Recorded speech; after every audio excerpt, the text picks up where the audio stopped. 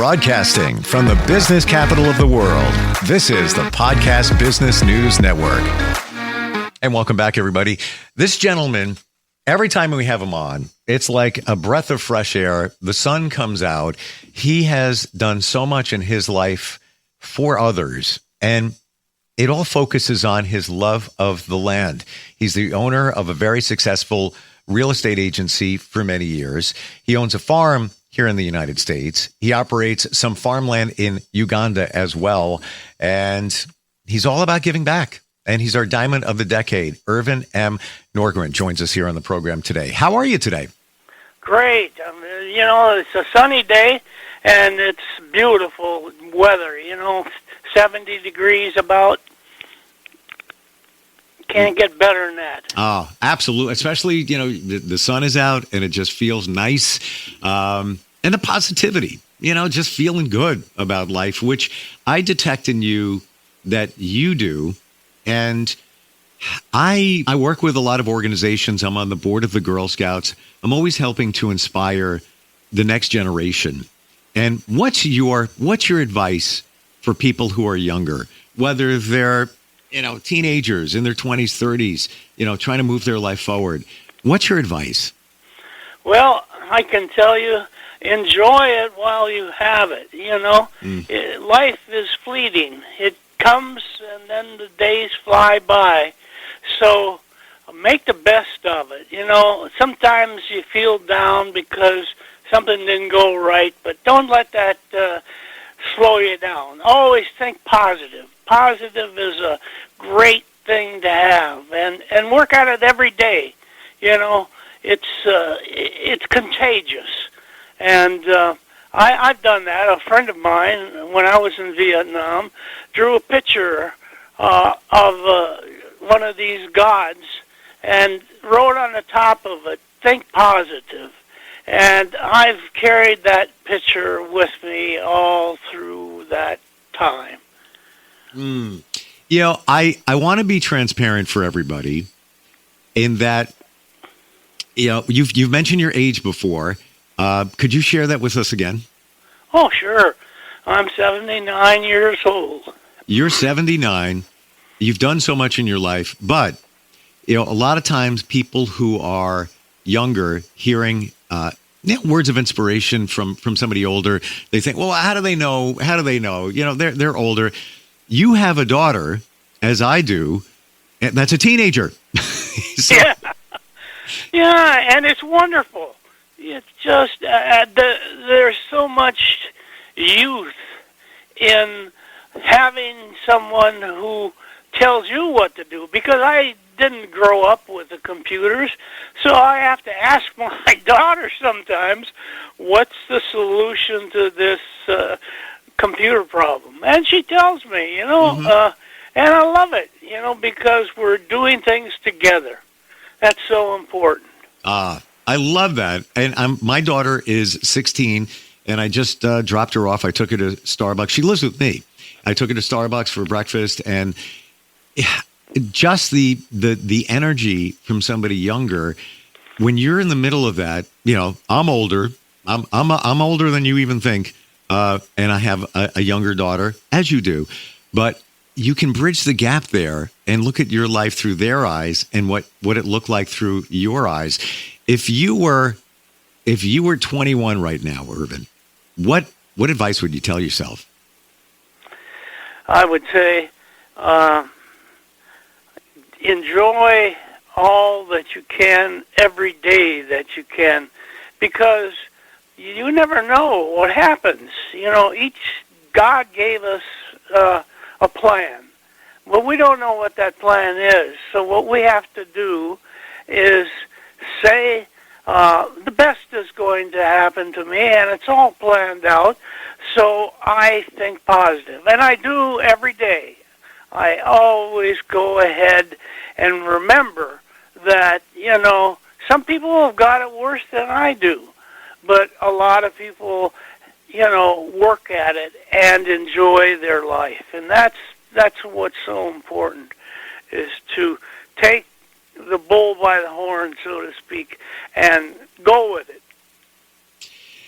You know, interestingly, you mentioned that there are people going through big challenges, and that's not to say that you and I didn't go through challenges along the way.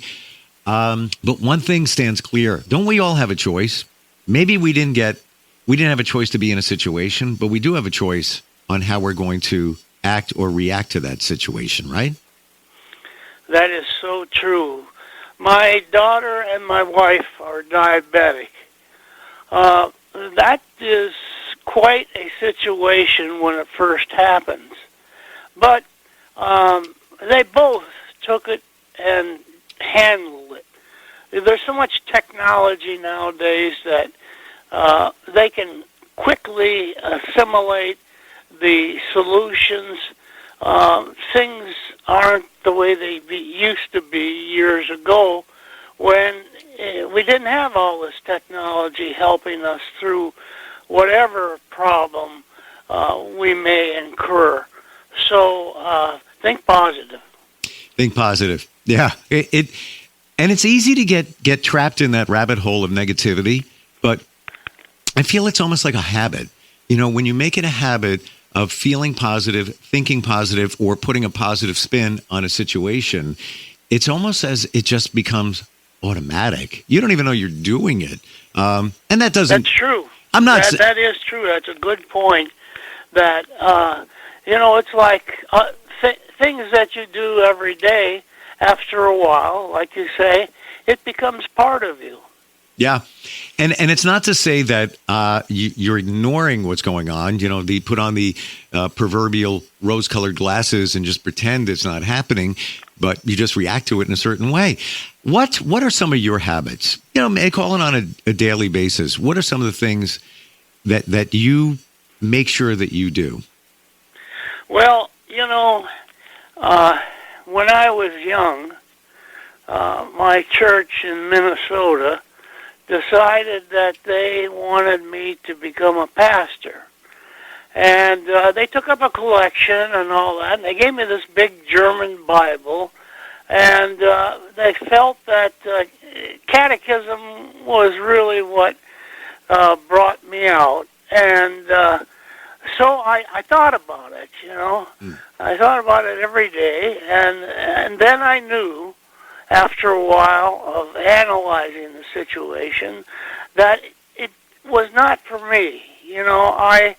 I was a different type of person, and I followed that path because when I was young, growing up, out on the farm, the land always seemed to come back to me, and I knew that it was a land that was going to propel me into, the future. And, it's the old story about Socrates, know thyself.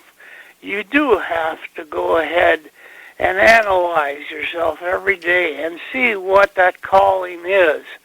And make sure that you don't do something that you just want to make some money at it or something like that. You have to follow your heart. And we have to do that every day, no matter whether it's something for ourselves or our family or our friends. It's all about helping each other. I just got a text from somebody who somebody I met him in a men's group, and we had a meeting last night, and he just texted me, and he wrote to me. He said, "You are one of the most humble men I've ever met. I appreciate you and the insight you bring to our group." And I'm floored. I feel the same thing about him. But what I bring to the group is stuff I've learned from people like you, Ervin. I'm not even kidding. On these podcasts, the things that I've learned, I just share with others. I'm just passing it on. But not everybody can do that. Some people are not that type, but you're blessed in that you can do that, and you can learn from it. It's a learning process. You mentioned or alluded to your purpose, and That also actually came up in the meeting last night. One of the men said, I'm kind of lost. I don't know what I should be doing in my life. I don't know what my purpose is. You obviously have found your purpose when it comes to real estate, when it comes to everything land connected with the farms that you have here in the United States and abroad. How did you know that that was your purpose? It did take a while because, what you're going to do the rest of your life is critical to your success.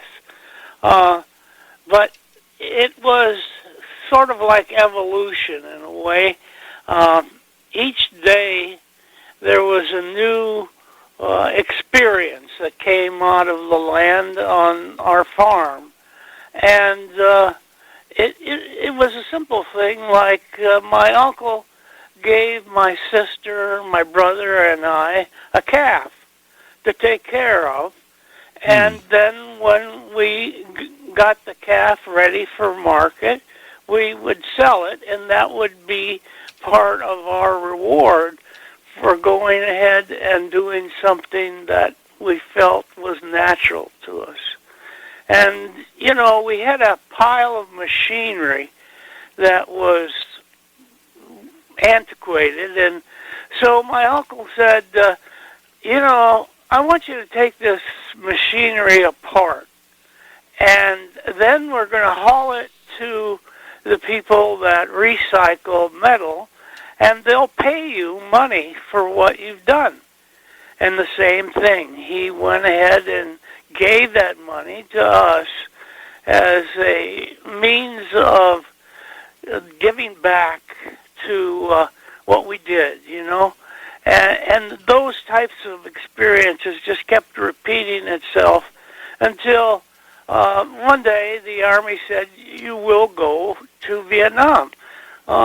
So even then, I always loved the land, even during, and the helicopter was an incredible thing.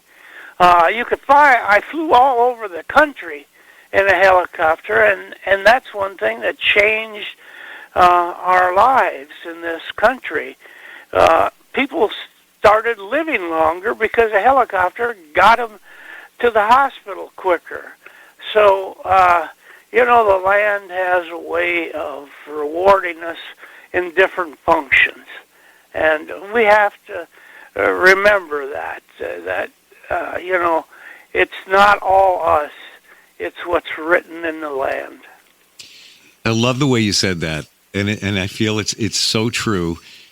But we don't realize how important the land is. And I think I shared with you a few times ago when we got together, the epiphany I had was that, I don't know why it took so long for me to realize this, everything comes from the land. Everything.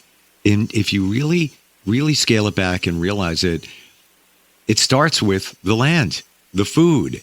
It does. And the clothes, the medicine. And if you go back, thousands of years, what do they have? That's it, the land. Yeah. If you were to look back in your life, and I know that, we should never have regrets. Everything's a learning experience to move you to the next level. Would you have done anything differently? Well, there are times when I, think because other people have said that, I have religion, but I believe that the Lord has given me a goal to treat people right and to do things as He lived His life. So it's something that I often think that I might, want to do, but the land keeps coming back to me. I know that I was not cut out to be a pastor. Interesting. Why do you feel that way? You were so inspirational, so uplifting. Why did you feel that pastor wasn't for you? It wasn't easy because, of course, these are the people that I grew up with. Small church. We didn't have a lot of, people, and I I just felt that there were other things that the Lord propelled me to do. You know, things, small thing like collecting coins. You know, the coins come from the mint, and the mint comes from the land, and all that kind of, you know, it all boiled down to I was given a gift about investments, be it coins, be it rental property, be it our own house, all the farming, that type of thing. It's just incredible. Where do you pull from with this positivity? Seriously. You know, some people, you know, up there in age could be, oh, look at my health. I've got this going on. I've got that going on. What's your secret to the positivity? Well, I tell you, it's, you know, my family. They mean so much because I got married late. Mm-hmm. But it was one of the best things that ever happened to me.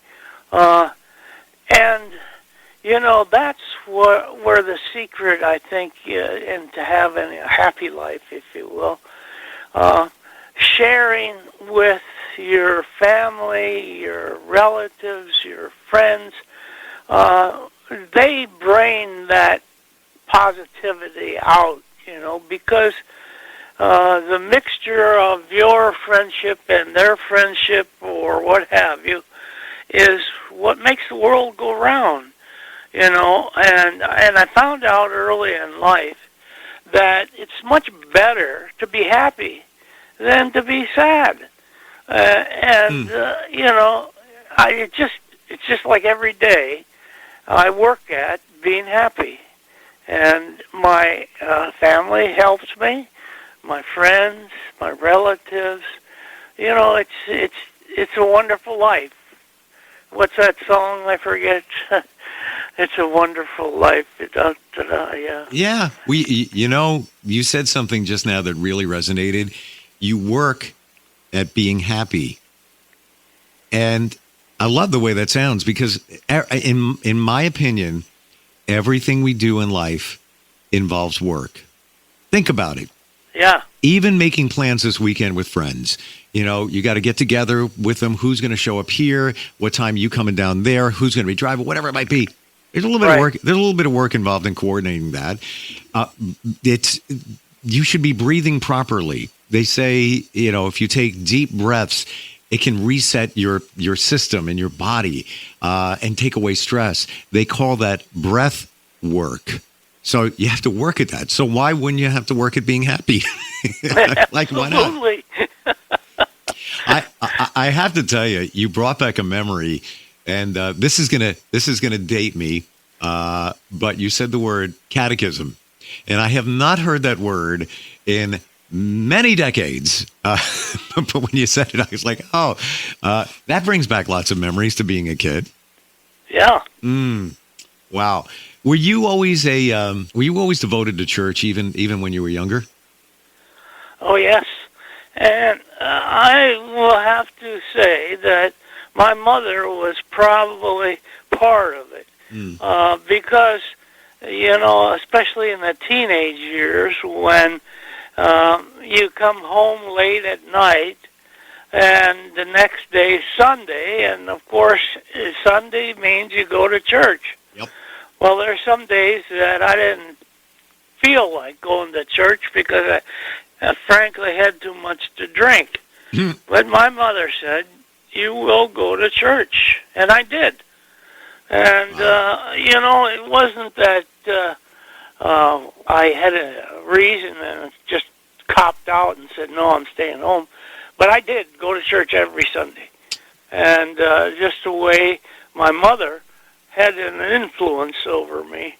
And of course, my friends and my pastor, Pastor Binger, he was so great at inspiring you to take on the Lord's work. You know, your mother, I believe, was right, and mine was pretty much the same way. she definitely made those suggestions and made sure that we went to religious education and all that. And as a matter of fact, my children, when they were younger, and my youngest is now 16, went to religious school when they were younger, Catholic school at that time. Oh, okay. But yeah, this boy that we are waiting to get here from Uganda, he is in Catholic school now, and we pay for everything for him. Excuse me, simply because of the fact that my wife, her brother went ahead and died, and the mother left the baby when it was born. So he's in Catholic school right now and will be there until he graduates. So, and then he'll come here to the States and get, college education that he wants to go to. Wonderful. Wow. And this is somebody, I don't believe you mentioned them previously. Now, who is this? This is my wife's brother's son. The brother died. Gotcha. And the wife abandoned the child at birth. Wow. You've got a lot going on. You know what? You're so charitable and giving. You need that big farm. You need that space. Wow. That's what my wife says. She says you are too giving. I said no. It's the Lord's work. Well, like we say, everybody has a purpose, and they're put on this planet for a reason. I believe you and your legacy is hard work, honor, service to our country, leading others, obviously devotion to your family, and with us today, inspiring so many others, especially a younger generation. And yeah, I'm going to say it again. We're both up there in age, especially to have. Well, we're honest. We're honest, right? But even more importantly, many would look at us and say, "You have teenage daughters?" Yes, we do. So we are definitely plugged into the generation. There's no doubt about that. Wonderful having you on here once again, Ervin, and just a joy to talk with you and the inspiration. And wish you all the well, and look forward next time we get a chance to get together. Thank you. Thank you. We'll be right back.